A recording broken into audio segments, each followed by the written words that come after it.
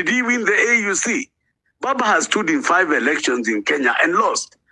Now, Ruto is standing on the same numbers that Raila has stood for 5 elections. Why do you think now Ruto can win without even the Gen Z? So it's a wrong premise that, first of all, they are strong because they are together. In my view, they are weak because they are together. If the opposition remains united and all hands are on deck, these guys will be finished in the morning at 9.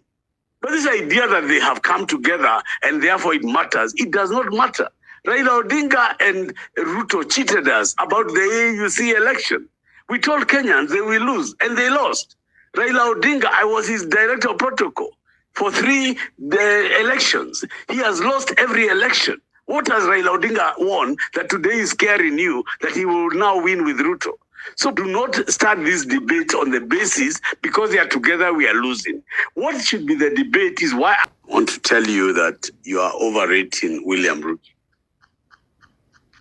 William Ruto is the smallest form of a dictator I've ever seen. In the recent African history, I can name you 8 dictators that thought they were stronger than the people. You go to our neighbor, Uganda, there was Dr. Idi Amin Dada.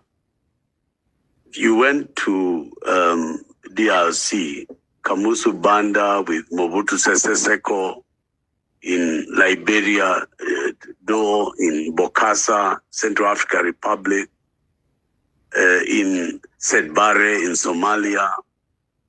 There was, dictators come because they think that they can sit on their people. And the way dictators triumph is that they scare you. They make you think, now this is the worst dictator you've ever seen.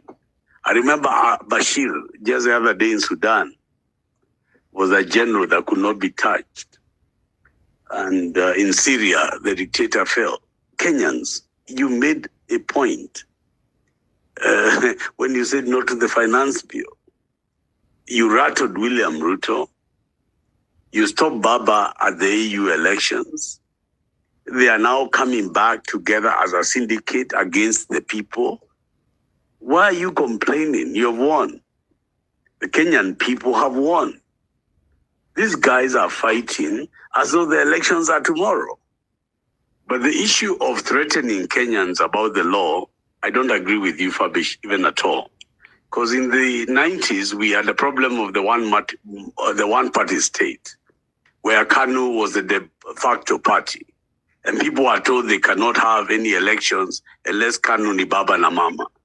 Kenyans overcame the KANU regime, and we got a multi-party state. We went to no reform, no election, and we were able to create, in the second liberation, the unbogable revolution led by Mwai Kibaki, in the sense that Kenyans overcame difficulties. And since then, we got the 2010 Constitution.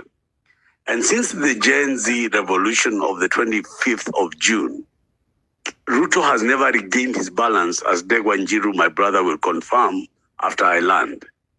I do not know where this fear is coming. The Kenyans are ill-prepared this time than we have ever been in history. You seem to be adoring dictators and adoring Raila Odinga, who is diminished. Raila Odinga stood the last elections as he started at NDP. Then he joined Moi in KANU and became KANU Secretary General. From there, he went to Pentagon, then CORD, then NASA, then Azimio. Raila has never stood as Raila. He has lost Kalonzo. He has lost Matiang'i. He has lost the Luya. Raila Odinga's vote is no longer 8 million votes. It's 1.4 million. And in the last election, 800,000 Luos did not vote.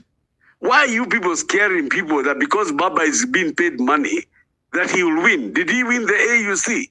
Baba has stood in 5 elections in Kenya and lost. Now, Ruto is standing on the same numbers that Raila has stood for 5 elections. Why do you think now Ruto can win without even the Gen Z? So it's a wrong premise that, first of all, they are strong because they are together. In my view, they are weak because they are together.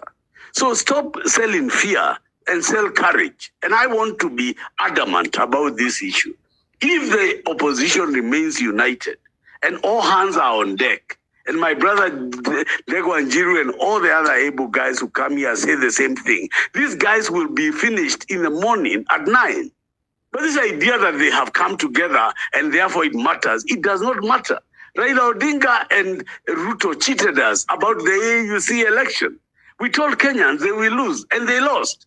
Raila Odinga, I was his director of protocol for 3 elections. He has lost every election. What has Raila Odinga won that today is scaring you that he will now win with Ruto? So please, let me cede, let me land.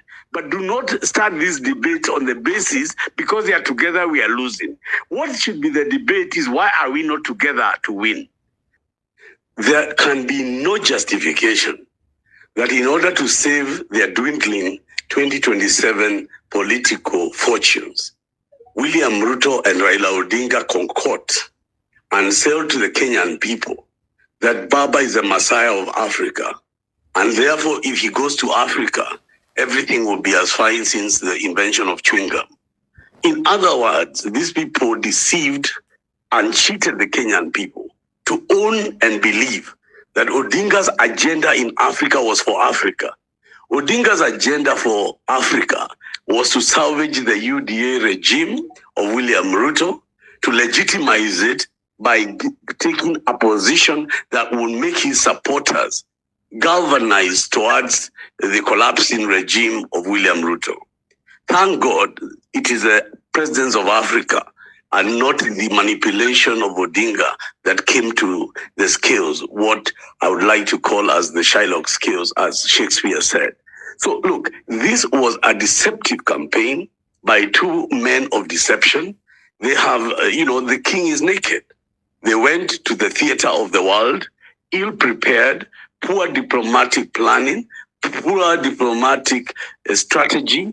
You cannot have a country like Kenya. Since 1963, when the OAU began, Kenya has pursued a system of non-alignment. And here, in the first few months of Ruto's government, he was sitting at the Oval Office, purporting and displaying America's blue-eyed boy status, coming to this country and celebrating that he's now a non-NATO ally of the U.S. And the U.S. is a fundamental supporter of Israel. And of course, the OIC and all the Arab states were completely against the candidature of Kenya and Odinga. And of course, after that, you have a situation where the policy of Kenya is to go to Haiti and support Haitians when we have problems in Southern Sudan, problems even in our neighbor here at DRC. The Kenyan foreign policy is a foreign policy that is Ruto-driven without the proper consideration of the interests, the geopolitical interests, not just of Kenya, but of the region and the world, particularly on the issue of human rights violations. So when you have a police force in Kenya that can murder people and walk in Subarus and number plate-less cars and masks, and then you say that you are sending policemen to Haiti to save gangs there, it is every leader in Africa can see that what Kenya is doing is cashing in on the bloodshed in Haiti, and yet using those funds to kill its own citizens. Now, let me for now conclude by saying this, that I have been praying that Raila Odinga be cut to size.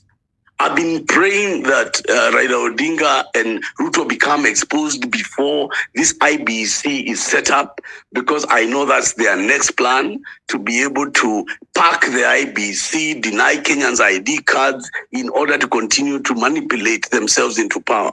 I will say at the beginning of my comments that all these shenanigans that have been the AU elections have been a precursor for 2027. They have fallen on their sword. This was not about Africa. It was not about Odinga. It was about Ruto's re-election. I condemn their attempt to hoodwink Kenyans. I call it for what it is, a political fraud. And the African presidents have made me proud, because they told them to their face that, no, we are not boarding.